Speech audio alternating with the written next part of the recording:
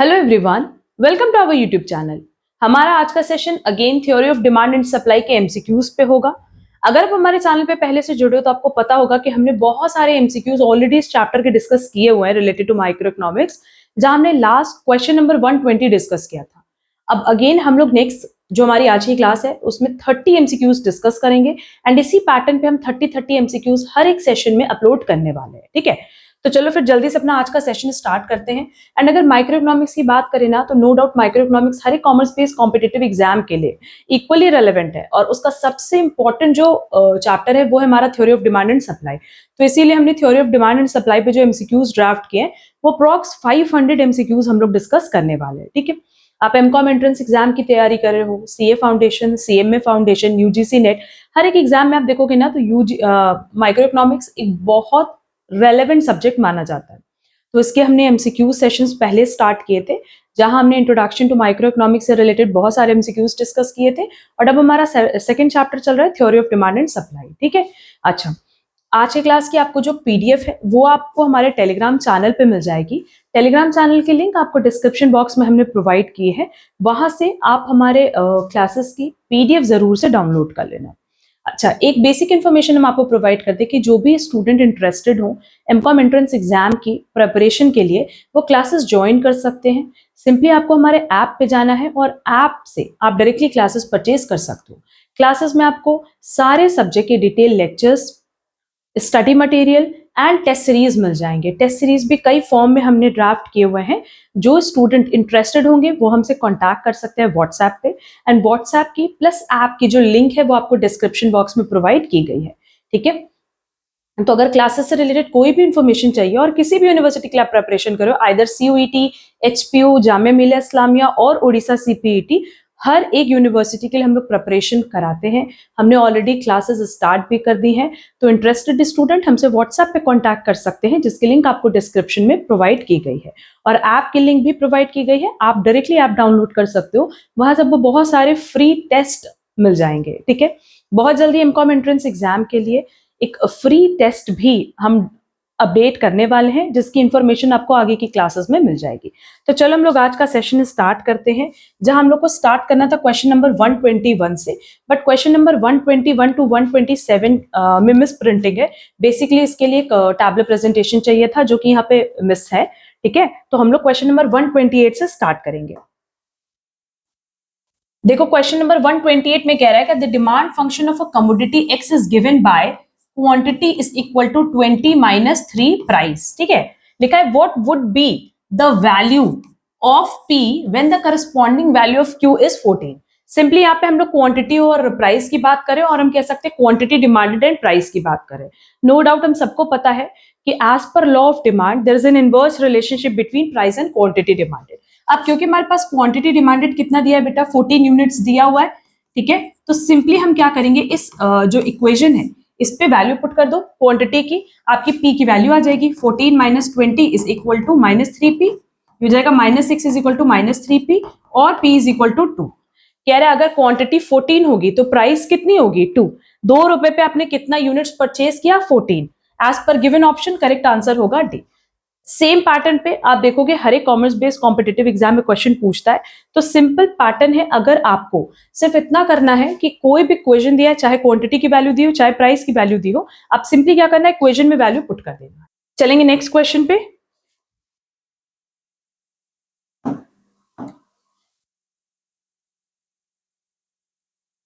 Same pattern पे question दिया है, at a price of 10 per unit the market demand of a commodity is 58 units. हमने already demand theory of demand and supply पे बहुत detail lectures provide किए हुए अपने चैनल पे, जहां हमने बताया है कि इंडिविजुअल डिमांड कर्व क्या होता है एंड मार्केट डिमांड कर्व क्या होता है। जब हम मार्केट डिमांड की बात करते हैं ना, तो हम बहुत सारे कंज्यूमर्स की बात कर रहे हैं। ठीक है, कह रहा है कि हमारा मार्केट डिमांड कितना है 58 यूनिट्स और प्राइस कितनी है 10 पर यूनिट। आगे लिखा है जिसमें से इसमें ए ने कितना परचेज किया है 20 यूनिट्स, बी ने कितना परचेज किया है 10 यूनिट्स। तो क्वेश्चन में सिंपली पूछ रहा है कि how much quantity consumer C has purchased. C ने कितना परचेज किया है, क्वेश्चन में ये पूछा। बहुत सिंपल सा क्वेश्चन है, लेंदी क्वेश्चन था, बट अगर आपने अच्छे से रीड किया तो आपको समझ में आ जाएगा कि अगर हमारी मार्केट डिमांड 58 है दो कंज्यूमर ने मिलकर के 30 यूनिट्स डिमांड किए, तो नो डाउट सी ने कितनी डिमांड की होगी, 28 यूनिट्स जो रिमेनिंग है। ठीक, तो as per given option correct answer हो जाएगा A. Now next, the linear demand function is given as quantity is equal to 80 minus 20 price. What is linear demand function? जब हम लीनियर डिमांड फंक्शन की बात करें तो नो डाउट लाइन की बात कर रहे हैं, और डिमांड में बेसिकली क्या होता है कि इस तरीके से नेगेटिव स्लोप हमारा बनता है, because there is an inverse relationship between demand and price. Derive the market demand function when there are 100 consumers in the market. अब क्वेश्चन में ना तो मेरे पास क्वांटिटी की वैल्यू दिया है, क्वांटिटी डिमांडेड की वैल्यू नहीं दिया, क्योंकि वो दिया होता तो यूनिट्स में दिया होता, और प्राइस भी नहीं दिया हुआ है, रुपीज में भी हमारे पास कोई टर्म्स नहीं दिया। सिंपली इसमें कह रहा है कि हमारे पास टोटल कंज्यूमर्स कितने मार्केट में, 100। ठीक है, तो quantity is equal to 80 minus 20 price. ना क्वेश्चन में हमसे कह रहा है कि अगर ये एक कंज्यूमर के लिए, तो 100 कंज्यूमर के लिए कितना होगा, सिंपली आप इसको 100 से मल्टीप्लाई कर दो, ये हो जाएगा 8000 माइनस 2000 प्राइस। दैट इज जो हमारा इक्वेशन बनेगा फाइनली, वो होगा quantity is equal to 8000 minus 2000 price. और हमारे पास एक किस ऑप्शन में दिया हुआ है, देख लो, ऑप्शन सी में। तो नो डाउट करेक्ट आंसर क्या हो जाएगा, सी। ठीक, चलेंगे नेक्स्ट क्वेश्चन पे। All but one can be referred as variations in demand. Which one is not variation in demand? Now अगर variation in demand की बात करें तो वेरिएशन मतलब होता है expansion and contraction of demand curve, जहां पे आपका डिमांड कर्व तो सेम रहेगा, आप सिर्फ मूवमेंट करते हो along the same demand curve. Again हमने expansion, contraction, increase and decrease of demand के बारे में भी पूरा डिटेल डिस्कशन किया हुआ है हमने ऑलरेडी। माइक्रो इकोनॉमिक्स की ये जो सब टॉपिक्स हैं जो डिस्कस किए, उनकी प्लेलिस्ट ड्राफ्ट की हुई है, और प्लेलिस्ट की लिंक आपको डिस्क्रिप्शन में मिल जाएगी। तो अगर ये कॉन्सेप्ट्स क्लियर ना हो तो प्लीज पहले कॉन्सेप्ट क्लियर कर लेना, बहुत इजीली आपको एमसीक्यू समझ में आ जाएगा। लिखा है movement along the same demand curve, shifting of demand curve, changes in the quantity demanded, expansion and contraction of demand. अच्छा, एक पॉइंट याद रखना कि अगर हम बात करें expansion and contraction of demand की, तो हम ये बात कर रहे हैं कि जब आपके प्रोडक्ट के प्राइस में चेंज होता है और बाकी सारे फैक्टर्स क्या होते हैं बेटा, अदर देन प्राइस, सारे फैक्टर्स क्या होंगे, कांस्टेंट होंगे। ठीक है, यहाँ आप का जो चेंज है वो हमेशा movement along the same demand curve होता है, आपका डिमांड कर्व कभी शिफ्ट नहीं होता, नॉट आइदर राइटवर्ड और लेफ्टवर्ड। जब भी होगा तो कैसे होगा, मूवमेंट होगा along the same demand curve, either upward और डाउनवर्ड। अच्छा, नेक्स्ट चीज, इसमें हम जब भी बात करते हैं तो क्वांटिटी डिमांडेड की बात करते हैं, ना कि डिमांड की। क्लियर? एंड अगर इसका रिवर्स पूछा होता, that is shifting of demand curve पूछा होता, तो शिफ्टिंग ऑफ डिमांड कर्व मतलब इंक्रीज और डिक्रीज इन डिमांड कर्व, जहां पे हम बात करते हैं इंक्रीज और decrease in demand, not quantity demanded. Clear? और वहां क्या होता है ना, प्राइस हमारा कांस्टेंट होता है और बाकी सारे फैक्टर्स क्या होते हैं बेटा, चेंज करते हैं। तो हमारे पास ऑड वन आउट क्या है, B, shifting of demand curve, क्योंकि ये वेरिएशन इन डिमांड नहीं माना जाता है, ये शिफ्टिंग इन डिमांड माना जाता है। तो करेक्ट ऑप्शन क्या हो जाएगा, बी। और देखो, हमने बहुत बार बोला भी हुआ है कि अगर आपको एमसीक्यूज क्लियर करने, तो एमसीक्यूज कवर करने का सबसे बेस्ट ऑप्शन ये होता है कि आपके कॉन्सेप्ट्स की क्लैरिटी होनी चाहिए, और कॉन्सेप्ट्स की क्लैरिटी हमने ऑलरेडी क्लासेस में प्रोवाइड की हुई है।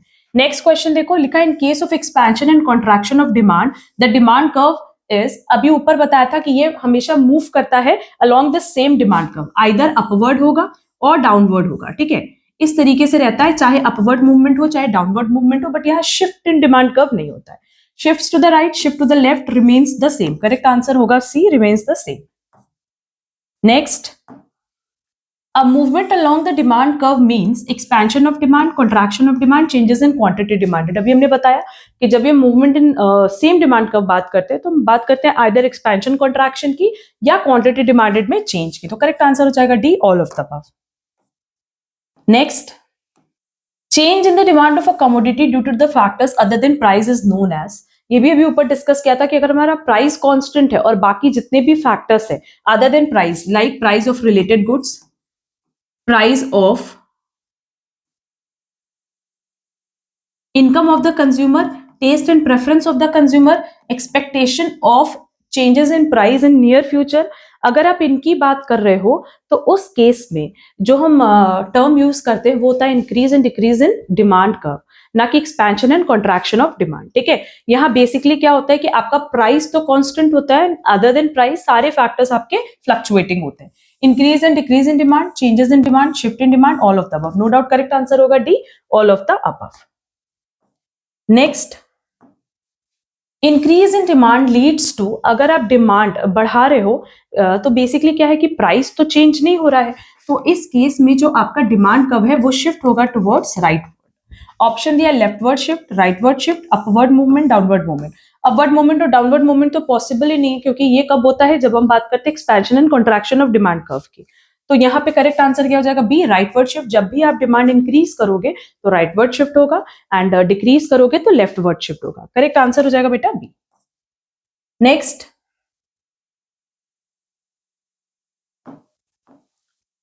विच of the following would result in the shifting of the demand curve. Again देखो क्वेश्चन में हमसे कह रहा है कि अगर डिमांड कर्व शिफ्ट हो रहा है तो किस वजह से हो रहा है, तो नो डाउट प्राइस में तो चेंज नहीं हो रहा होगा, प्राइस के अलावा जितने भी फैक्टर्स है सब में चेंज हो रहा होगा, जिसकी वजह से आपका डिमांड कर्व शिफ्ट हो रहा है, इधर इंक्रीज और डिक्रीज इन डिमांड कर्व हो रहा है।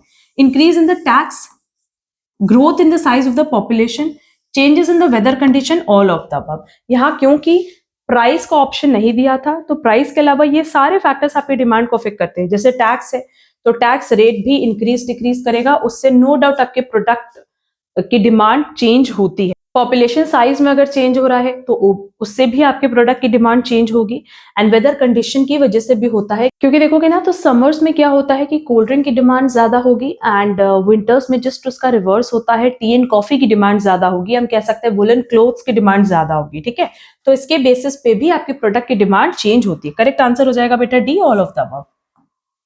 Next, shift in demand does not take place due to change in consumers taste and preference, advertisement, trade condition, change in the price of the commodity. No doubt concept clear है, सबको पता है कि अगर price change हो रहा है तो उससे शिफ्ट नहीं होगा, एक्सपेंशन या कॉन्ट्रैक्शन होगा। नेक्स्ट,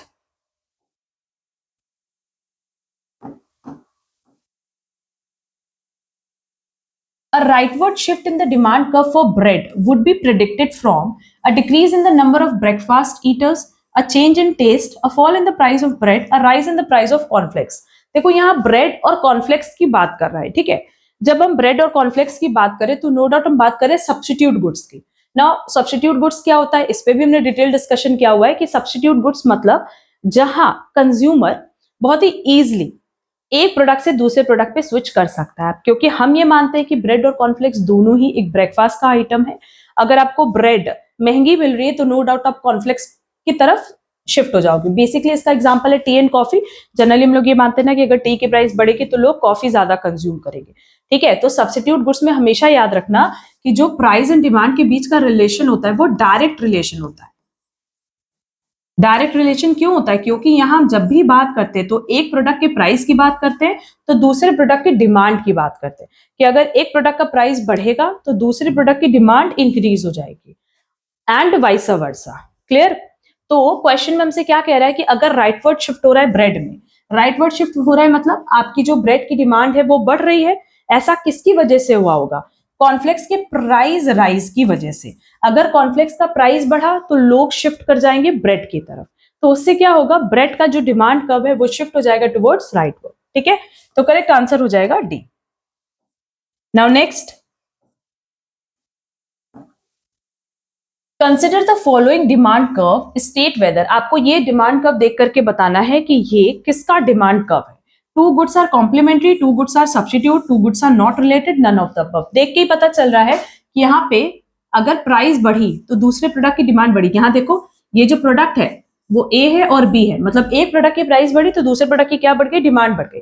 तो नो डाउट हम किसकी बात कर रहे हैं, सब्स्टिट्यूट गुड्स की, क्योंकि सब्स्टिट्यूट गुड्स में क्या होता है, डायरेक्ट रिलेशन होता है। कॉम्प्लीमेंट्री गुड्स में क्या होता है, इनडायरेक्ट रिलेशन। रीजन बीइंग, वहां एग्जांपल ले लो आप इंक का और पेन का। अगर इंक की प्राइस बढ़ेगी तो लोग ये मानते हैं कि पेन की डिमांड घट जाएगी, है ना।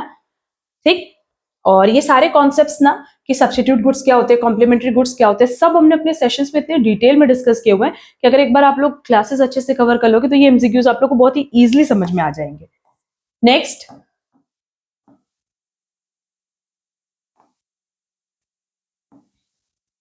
Consider the following figure, it shows. यहां देखो ये जो हमारे पास फिगर दिया हुआ है ये कुछ इसी तरीके का दिया हुआ है ना, जैसा डिमांड कर्व बनता है। डिमांड कर्व बेसिकली क्या होता है, नेगेटिव स्लोपिंग। तो ये नेगेटिव स्लोपिंग है जिसको हम लोग रेक्टेंगुलर हाइपरबोला भी बोलते हैं। तो ये किनके लिए होता है? For inferior goods, for given goods, for normal और superior goods, all of the above. No doubt ये नॉर्मल और सुपीरियर गुड्स के लिए होता है, क्योंकि इंफीरियर या गिवन गुड्स के लिए बेसिकली जो रिलेशन होता है वो डायरेक्ट रिलेशन होता है। क्यों? बेसिकली इंफीरियर गुड्स क्या होता है या गिवन गुड्स क्या होता है? लो क्वालिटी प्रोडक्ट लाइक बाजरा, या जो आप राइस खरीद करके लाते हो मार्केट से, जो खुला राइस होता है, ठीक है। अब नो डाउट अगर आपके पास ज्यादा पैसे है तो आप बासमती की तरफ शिफ्ट हो जाओगे। तो यहाँ क्या माना जाता है ना, कि अगर आप मार्केट में गए और कोई राइस आपको 35 रुपीज पर केजी मिल रहा था, जो खुला हुआ राइस था, ठीक है। अब अगर उसकी प्राइस मार्केट में बढ़ गई तो हम क्या मानते हैं कि क्योंकि उसकी प्राइस बढ़ी तो कहीं ना कहीं उसकी क्वालिटी इंप्रूव हुई होगी। तो उस केस में जो प्रोडक्ट का प्राइस और डिमांड है वो हमेशा डायरेक्ट रिलेटेड होता है, डायरेक्टली रिलेटेड होता है, वह हमेशा डायरेक्ट रिलेशन चलता है, ठीक है। और यही माना जाता है inferior goods and given goods में कि अगर उसकी प्राइस बढ़ेगी तो उसकी डिमांड भी बढ़ेगी, क्योंकि लोगों का ये माइंड सेट होता है कि अगर प्रोडक्ट थोड़ा महंगा हुआ है मतलब उसकी क्वालिटी इंप्रूव हुई होगी, ठीक है। तो जब भी हम बात कर रहे हैं इस पर्टिकुलर डिमांड कर्व की, तो ये डिमांड कर्व किस तरीके का होगा? नॉर्मल और सुपीरियर गुड्स के लिए। रीजन बीइंग यहाँ किस तरह का रिलेशन है? इनवर्स रिलेशन है। इनवर्स रिलेशन मतलब क्या हो गया कि अगर प्रोडक्ट की प्राइस बढ़ेगी तो डिमांड घटेगी and vice versa. Clear? Next, consider the following figure, it shows demand curve for. अब ये देखो यहाँ पे जो हमारा डिमांड कर्व बना है वो कुछ इस तरीके से नहीं बना है, पैरेलल टू वाई एक्सिस, जिसको हम लोग वर्टिकल डिमांड कर्व भी कहते हैं। अब ये कब बनता है? ये तब बनता है जब हम ये मानते हैं कि प्रोडक्ट की प्राइस बढ़े या घटे, आपकी डिमांड में कोई चेंज नहीं आना है। एग्जाम्पल क्या होगा? सॉल्ट, बटन, ये सब ऐसे प्रोडक्ट्स है ना जिनकी आप प्राइस मार्केट में कितनी भी बढ़ा लो या घटा लो, इन ये नेसेसिटीज होती है बेसिकली, और नेसेसरी प्रोडक्ट्स हैं जिनको आप उतना ही कंज्यूम करोगे जितना आपको कंज्यूम करना है, चाहे वो फ्री में मिले, चाहे 10 रुपए में मिले, चाहे 100 रुपए में मिले, ठीक है। तो ऑप्शन देखते हैं, necessities, comfort, luxuries, inferior goods, none of the above. No doubt correct answer होगा ए, नेसेसिटीज। चलेंगे नेक्स्ट क्वेश्चन पे। Now next, consider the following figure, it shows demand curve for. यहाँ देखो जो डिमांड कर्व हमारा बना है अपवर्ड स्लोपिंग बना है, और हमने पहले भी डिस्कस किया कि अगर हम अपवर्ड स्लोपिंग की बात कर रहे हैं तो अपवर्ड स्लोपिंग कब होता है? जब डायरेक्ट रिलेशन होता है बिटवीन डिमांड एंड प्राइस। और डायरेक्ट रिलेशन कब होता है? Inferior goods and given goods में। रीजन बीइंग इंफीरियर गुड्स होते हैं लो क्वालिटी प्रोडक्ट, और हम ये मानते हैं कि जैसे जैसे उस प्रोडक्ट की प्राइस बढ़ेगी वैसे वैसे उसकी डिमांड बढ़ेगी। तो ऑप्शन देखो, necessities, comfort, luxuries, inferior goods, none of the above. No doubt correct answer होगा इंफीरियर गुड्स। हमने ना इलास्टिसिटी ऑफ डिमांड पे भी पूरा डिटेल डिस्कशन किया हुआ है, वहां हमने बताया भी है कि अगर हम लोग कंफर्ट्स, नेसेसिटीज और लग्जरीज की बात करें तो ये तीनों ऐसे प्रोडक्ट हैं जहां पे आपके प्रोडक्ट की प्राइस और डिमांड के बीच में इनवर्स रिलेशन होगा, ठीक है। बट अगर इंफीरियर गुड्स या गिवन गुड्स की बात करें तो वहां डायरेक्ट रिलेशन होता है। नेक्स्ट, अगेन क्वेश्चन पूछा है, consider the following figure, it shows demand curve for. यहाँ देखो हमारा जो डिमांड कर्व है वो इस तरीके से डाउनवर्ड स्लोपिंग है, और डाउनवर्ड स्लोपिंग में बेसिकली हम लोग इसको कहते हैं रेक्टेंगुलर हाइपरबोला। ऑप्शन दिया है, necessities, comfort, luxuries, inferior goods, none of the above. Correct answer होगा B, comforts and luxuries. Reason being अगर हम नेसेसिटीज की बात करें तो नेसेसिटीज में जो हमारा ग्राफ बना था वो कुछ इस तरीके से बना था, parallel to Y axis. Reason being वहां पे हम लोग ये मानते हैं कि हमारे प्रोडक्ट की प्राइस कितनी भी चेंज हो, 0 हो, 10 हो, 100 हो, 200 हो, आपने उस पर्टिकुलर प्रोडक्ट की जितनी डिमांड आप रख रहे हो उतनी ही रखोगे। क्योंकि उसके एग्जाम्पल में हमने बताया था सॉल्ट, अब सॉल्ट अगर फ्री में मिलेगा तो भी हम एक पैकेट कंज्यूम करेंगे, और 1000 रुपए का मिलेगा तो भी एक ही पैकेट कंज्यूम करेंगे। ऐसा नहीं कि फ्री का मिलेगा तो 3-4 पैकेट कंज्यूम करेंगे, ठीक है। तो नेसेसिटीज के लिए जो जनरली हमारा डिमांड कर्व है वो पैरेलल टू वाई एक्सिस बनता है। Next, which of the following is shown in the figure. अब देखो फिगर में क्या चीज दिख रही है? Increase in demand, indifference curve, supply curve, none of the above. यहाँ देखो आपको इंक्रीज इन डिमांड कर्व दिख रहा होगा ना, ये इस तरीके से शिफ्ट हो रहा है। क्यों, कैसे पता? पहले क्वांटिटी था, फिर क्वांटिटी 1 हो गया। तो नो डाउट यहाँ हम किसकी बात कर रहे हैं?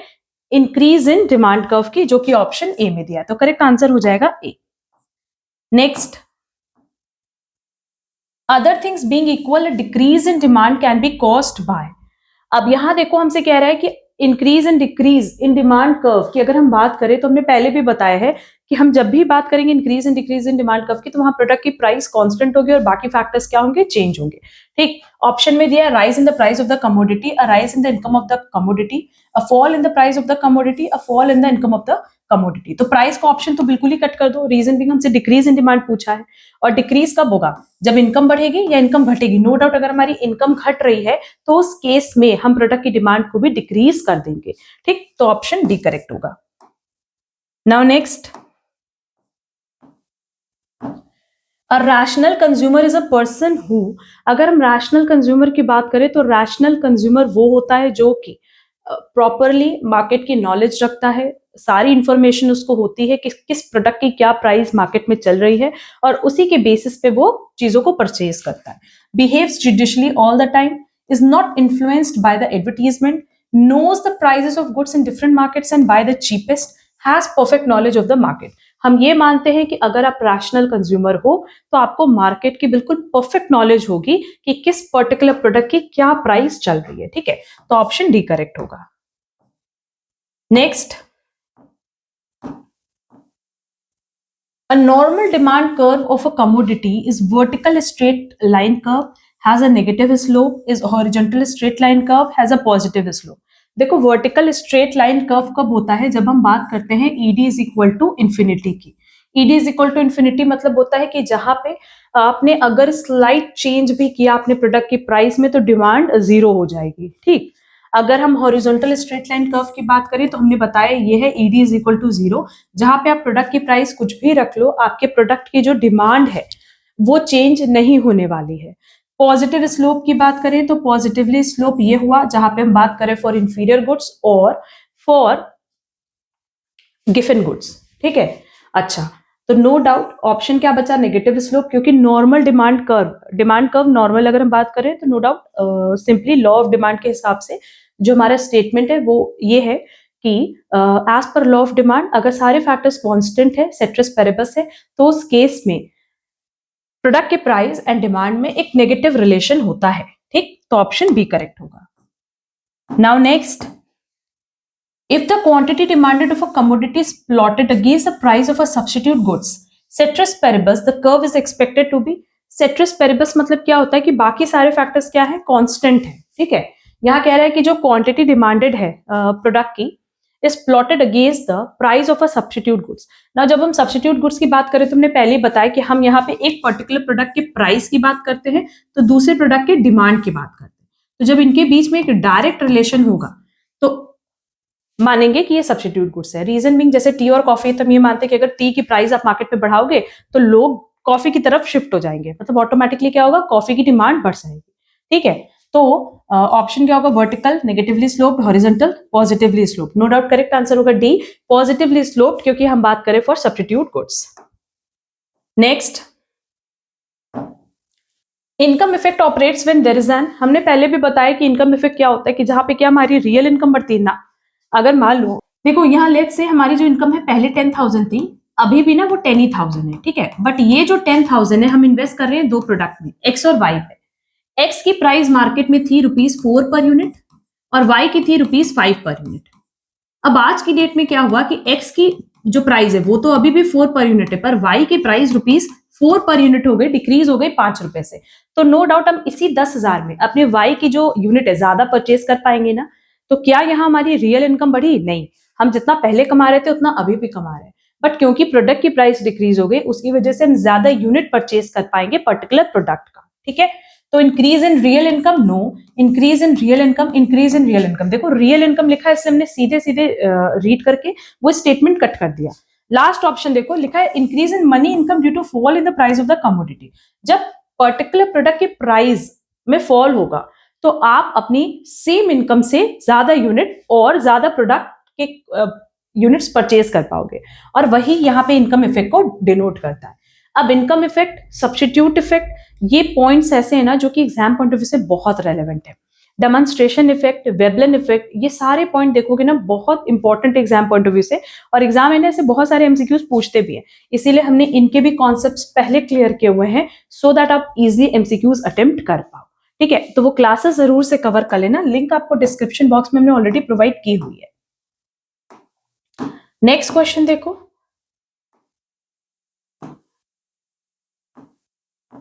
लिखा है who explain the abnormal shape of demand curve for diamonds through the doctrine of conspicuous consumption. Now यहाँ डायमंड की बात करें, और क्योंकि डायमंड बेसिकली माना जाता है कि जो रिच सेक्शन ऑफ सोसाइटी है वही अफोर्ड कर सकती है, तो हम यहाँ बात करें वेबलन गुड्स की, ठीक है। और ये कॉन्सेप्ट दिया था थॉर्स्टन वेबलन ने। Veblen effect, snob effect, bandwagon effect and demonstration effect. Generally अगर देखोगे तो ये चारों टर्म्स हम लोग यूज करते हैं फ्रिक्वेंटली, और मैक्सिमम स्टूडेंट को लगता है कि ये चारों टर्म सेम है, बट चारों टर्म सेम नहीं है। इन चारों ही टर्म्स में डिफरेंस है, और इस पूरे डिफरेंस को हमने बहुत डिटेल में डिस्कस किया हुआ है अपने लेक्चर्स में, जिसकी लिंक आपको अगेन डिस्क्रिप्शन बॉक्स में प्रोवाइड की गई है, ठीक है। तो हमारा करेक्ट आंसर होगा ए। ये हमारा आज का सेशन का लास्ट क्वेश्चन था। नेक्स्ट क्लास में अगेन हम लोग 30 एमसीक्यूज डिस्कस करेंगे related to demand and supply. आज हमने अप्रोक्स 30 एमसीक्यूज आप लोगों के साथ डिस्कस किए हैं, और maximum question elasticity of demand concept से रिलेटेड था, ठीक है। अगेन हम बता दें कि theory of demand and supply exam point of view से बहुत रेलेवेंट है, तो इसकी जितने ज्यादा एमसीक्यूज की प्रैक्टिस करोगे एग्जाम में, उतना ही आपके लिए यूजफुल होगा। नेक्स्ट पॉइंट ये है कि अगर आप क्लासेस में इंटरेस्टेड हो, टेस्ट सीरीज में इंटरेस्टेड हो, स्टडी मटेरियल में इंटरेस्टेड हो फॉर एमकॉम एंट्रेंस एग्जाम, तो आप हमसे जरूर कांटेक्ट करना हमारे व्हाट्सएप पे, जिसकी लिंक आपको डिस्क्रिप्शन में दी गई है। अच्छा, ऐप जरूर डाउनलोड कर लेना, क्योंकि उस पर टाइमली आपको फ्री टेस्ट भी प्रोवाइड किए जाते हैं। बहुत सारे एमसीक्यूज भी ऑलरेडी अवेलेबल है जो कि आप फ्री में अटेम्प्ट कर सकते हो, ठीक।